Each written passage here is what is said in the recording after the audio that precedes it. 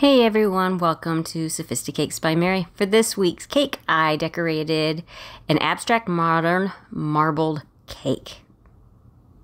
That's a tongue twister. So, I have seen different versions of this style of cake on Pinterest, on other YouTube tutorials that has just fascinated me, and I decided to give it a go. To achieve this depth of color, I started off with pre-colored fondant that was a burgundy, and I added purple and black to it to get the color that I wanted. So there was a lot of color in this fondant, which makes it kind of sticky. So just know that ahead of time.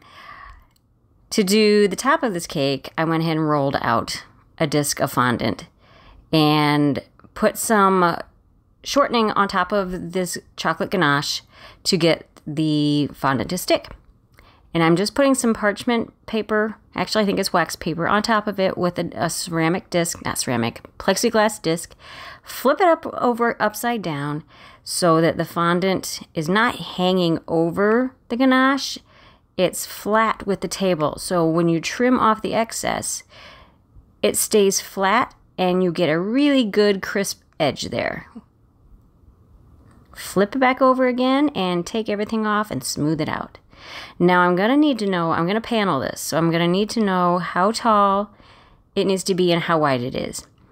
I did not have a tape measure, so I went ahead and just used a string, marked it, and used my yardstick to get the measurement. Now to get this technique, this is what I decided to do. I did a really loose marbling job here. I just took different colors. These are the colors that I decided to work with. And just as you'll see here, just kind of globbing it together, stretching it, pulling it, squeezing it. I didn't want to do a whole lot of twisting because I wanted more like striation lines in this. I think I am very much a striation type girl. I like that look. And then I just went ahead and rolled these out and set them aside so that they could firm up just a little bit. This one I used all the colors, and I was a little surprised at how little of it you could see, but when you roll it out, all those colors come out. And find your best side. Find the side that you like the most. I needed one with a little bit more white. I needed more white in this. So I just went straight up white and that eggplant burgundy-ish color. And I like how you can see the white. I think it just added a little bit of lightness to the whole cake to have more white in there. And this green is actually avocado green. I just liked how it contrasted with the rest of the colors. A little pop of a different kind of color, and it actually matched more the leaves that I put on with the flowers for this cake. Tied it together that way. Now I'm just covering them up with some saran wrap so they don't dry out too much while I go ahead and roll out this log of color fondant that I'm going to use to panel the entire cake. Use a lot of cornstarch because with all of the food coloring I had to mix into this fondant, it was very sticky. Very sticky, so I just kept having to use it. It's going to get absorbed into the fondant. It's not going to be a problem later on. Now you want to roll this out longer than it is high because it needs to wrap around the whole cake. Now I'm constantly checking to make sure that I'm getting the width and the height right.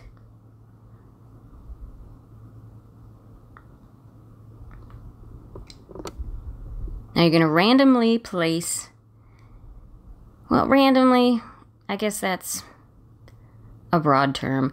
I kind of had an idea what I wanted. I wanted these at a diagonal, more wispy. So I do end up going in and kind of ripping those bottom pieces off so that we got some more wispy kind of texture to the look. Right here, I just kind of pulled it off.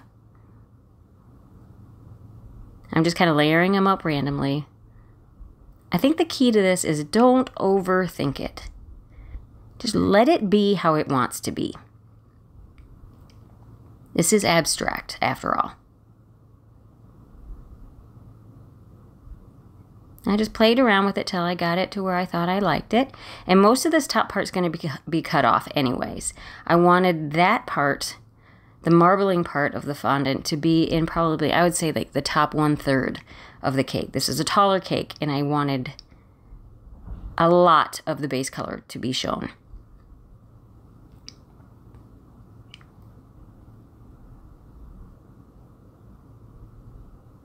And once you get these where you want them, I just use a little shortening underneath to get them to stick a little bit better, because I'm going to go ahead and use my rolling pins and try to blend them, merge them together a little bit just so they stick together. And so you don't see so much of a separation in the marbled part from the overall base color. I want it to be kind of an optical illusion, kind of a cake where you look at it and you think, now how the heck did she do that? How does that work? Because that's how I felt when I first started seeing these. And as I thought it through, I kind of broke it down into the base parts of this and thought that this would be the easiest way for me to do it. Now mark your measurements on the fondant with the X-Acto knife, or this time I just used a regular kitchen knife because I didn't have my X-Acto knife. Any sharp knife will do. Now you'll see here, see, that line was not rolled straight, but that's okay. I went ahead and I always add an inch or two to the overall measurement, just so I make sure if I have some extra that I'd rather have to cut off extra than try to stretch it to fit the space.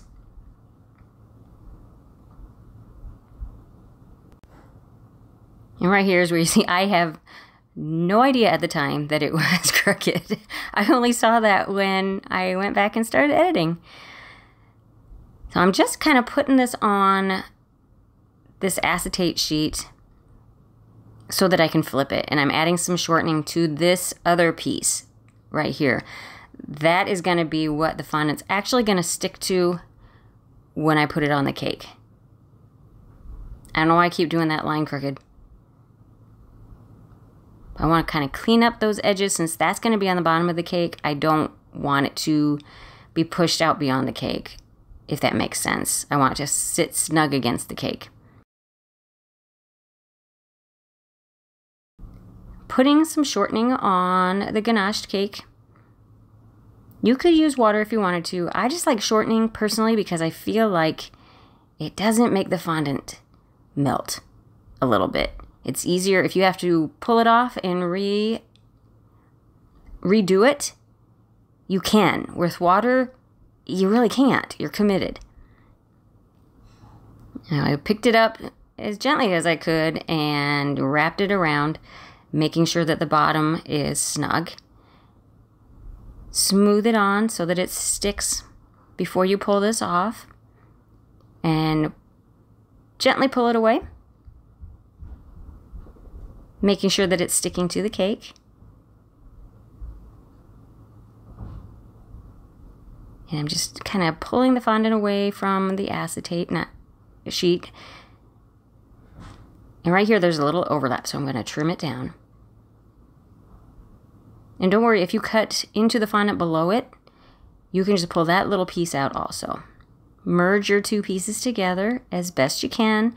That can be the back of your cake or under flowers. You can hide that part. Now I had quite the obstacle with air bubbles in this cake, as you just saw one there. You'll see through this entire tutorial, once I got the fondant on, these air bubbles, these dang air bubbles kept coming out. So I just kept having to pop them. Just pop them with a needle and then smooth that air out. And I just wanted to have a more rustic, rough edge on the top. You could cut that flat and flush against the top if you wanted to. That's fine too. I wanted some gold accents, so I kind of found spots that almost look like they were veining in marble and cut those little pieces out so that I could inset or inlay the gold. And I used, that was quick, but did you see it? I used Wilton's clear sugar crystals, not the real fine sanding sugar. This is the sugar crystals, because I wanted there to be some texture. And the color itself doesn't matter because I'm going to go back in and paint it. I put a little water on my finger and stuck it in the sugar crystals to get them to stick to my finger, and then stuck them on the cake. It's a little messy. You gotta use your hands. Just make sure you're working with clean hands, but it'll get the job done. Now I'm just brushing on a little water onto the ganache that's underneath the fondant. Look at that mess. But just get your clean, dry brush and brush off the excess. And I wanted to add a little bit more white veining, a little bit more of a softness to the edge. So I just went ahead and used, what did I use? I think I just used the white food coloring, added with a little bit of vodka to make it thinner, and just painted it on. And then just kind of used my finger to soften it up. I didn't want it to look too intentional. See it? There's another air bubble. Got it. Oh yeah, I didn't want it to look, I wanted it to look a little bit more natural. So I just kind of buffed it out with my finger. Just do it random. Don't need a pattern at all. Just like I said before, just go with it. Be brave. Dive in. Do it. Overthinking things sometimes can make them look a little too thought out. And here I'm just adding some of that gold paint that I make with just gold luster dust and vodka. You could use Everclear. I just have vodka at home. You can even use lemon extract if you don't want to use or can't use alcohol. It'll do the same thing. Might not be quite as shiny, but it works pretty well. Or you might actually have to do a couple more coats. With the vodka and the Everclear, you can usually get it done with one coat. And I went ahead and did that on the top edge also, just to tie it together.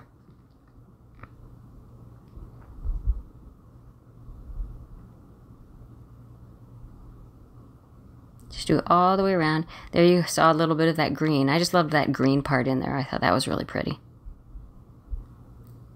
Now I used some artificial flowers. In real life, on cakes that we do at the bakery, I usually use fresh flowers or sugar flowers. We don't usually do the silk, but for the purposes of tutorials, I can reuse these. It just saves me a little bit of money, and they work just fine. I think they're gorgeous. There's some really pretty artificial flowers out right now. See how that green ties in. And did you know, FYI, with some artificial flowers, you can actually manipulate those leaves. I just kind of bent them backwards. Bent them backwards. And it fills in a little bit of the space and makes it just seem more spatially appropriate, I think. And to finish it off, I added a gold trim. This I just found in the ribbon section of the craft store. So there you go, guys. I hope you liked my version of an abstract modern marble cake. I appreciate you watching my video, and please like and share and leave any comments, and we'll catch you on the next one. Thanks, guys. Bye.